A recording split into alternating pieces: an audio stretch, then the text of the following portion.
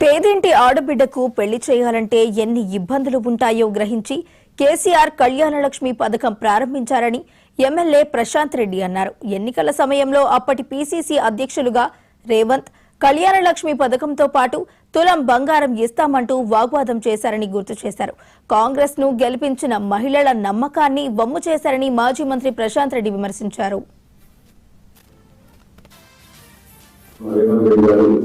Congress party అధికారంలోకి వస్తుంది. ఈ 20 తీసుకుంటే ₹1,00,000 చెక్. వచ్చే నెల కాంగ్రెస్ పార్టీ అధికారంలో రాగానే ₹1,00,000 చెక్కుతో పాటు తులం బంగారం ఇస్తానన్న మాట మాట్లాడినాడు. ఆడబిడ్డలు ఆయన మాటలు నమ్మి తులం బంగారం ఆశకు కాంగ్రెస్ పార్టీ ఓటేసిన.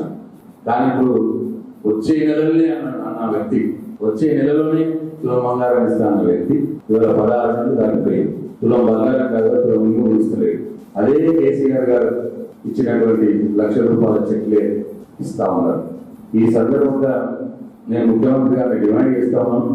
మీరు ఏ రోజైతే ప్రభుత్వానికి వచ్చినారో, మీరు ఏ రోజైతే ముఖ్యమంత్రి అయినారు, డిసెంబర్ 7 నాడు ముఖ్యమంత్రి అయినారు.